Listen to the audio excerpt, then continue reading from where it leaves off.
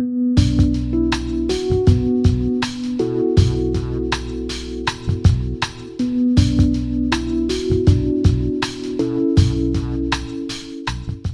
on the style of the script. There's some directors who love to do drama or gory stuff, or just like they're into that genre of filmmaking and they're really good at it. Okay, so there's certain people who I have in my mind that I know they can direct that really well.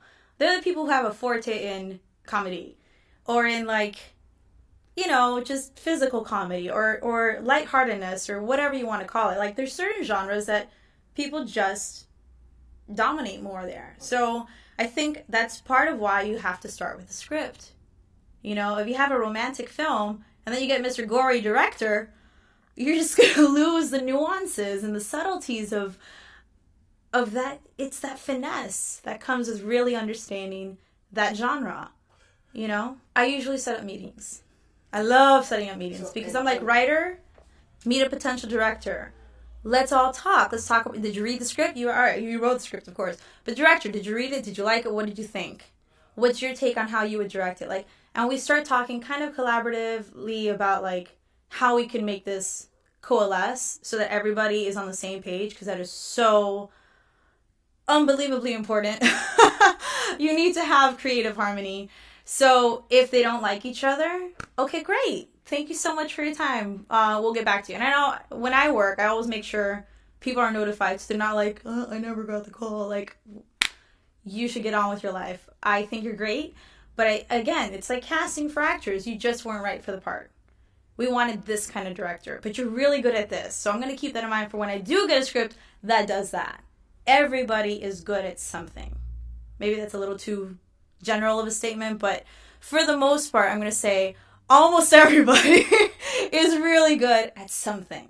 There was one project where I was brought in very late into the game. A lot of money had already been spent. And so after a very frustrating weekend of shooting, everybody got fired except for me. The writer kept me. She's like, you I trust. And I was like, okay, we need to reassess and regroup and let's try and start over, because maybe some of this footage is good, but let's take the time looking it over, blah, blah, blah, blah. So make a long story short, we ended up meeting up with this first AD who was an incredibly amazing individual, very experienced, came on practically he came on as a mentor and redid the budget with us as partners, basically. So it's not that, there's sometimes where it's like a much smaller group, much smaller production team, and I'll just like do line producing, like just, okay, this is all we have. We have $2,000. Okay, so if we do a 2-day shoot, you have to basically try and figure a way to make it 1,000 or less a day. Less, because you're probably going to go over budget anyway. So like, already have that in mind. So there was a music video where this artist comes up, I only have $2,000. Okay. What do you want this to be? Like, do you have the whatchamacallit, the treatment? She shows me the treatment. Oh, wow. Okay, great. And so I started calling people, my location, my UPM. I thought of locations. I negotiated with locations. I was like, we got to work with what we have. And if it doesn't work, either guerrilla style, whoops, or renegotiate, do whatever you have to, pull teeth, beg, whatever, trade, barter, etc. So there are a couple times where I just do the line producing, other times where I work with the first AD and we say, can you pull any favors? Can you help us save here? Do you know a good insurance person or anybody who we can maybe do a co-production with? Because that also happens a lot of the times where you buy, you can get insurance basically working under the umbrella of another production company. And that's just one way that some people do it. Okay.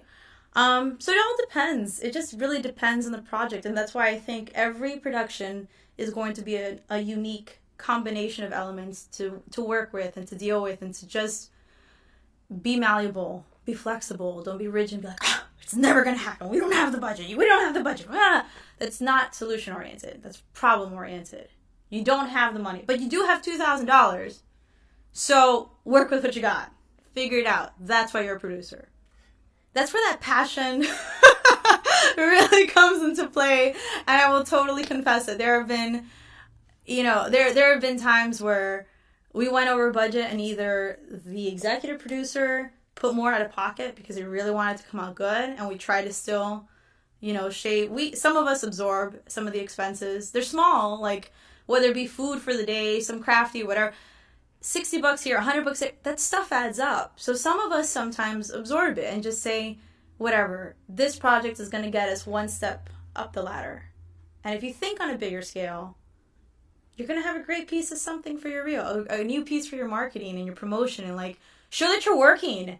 You're doing something. Like, you cannot be like a penny pincher when you're doing creative stuff, because then you're also limited as to how good you can be because you're only thinking about the bottom line. It's such a contradiction. You should be thinking about the bottom line, but at the same time, it's like, at some point you have to just surrender to that and let it go and focus on being an artist, a good, creative, financially responsible artist. There have been projects that I've worked without getting paid because I got kind of, I don't know, absorbed. It just kind of like sucked me into the whole, like, the vacuum of this project. And then when I was in, I was like, whatever it takes, let's get this done in the can and move on to the next project. Like, you can't, whatever I start, I finish. That's just who I am. And if it's such a loss, I'll be like, this is a gamble. This is a conversation. Guys, what do you think? And together as a team, I like to have that kind of conversation, like at the round table of nights, and be like, do we all want to call it quits? Come back in 6 months after we maybe make more money and have more of a budget? Like, what do you guys think? Because I have my own idea, and it's under this little hat. I'm going to wait to reveal it until I hear everybody's comments, and then, you feel it out. But I don't think there's a formula. I don't think there's a, there's no set formula that says, well, once you've gone past this amount of your budget, call it quits.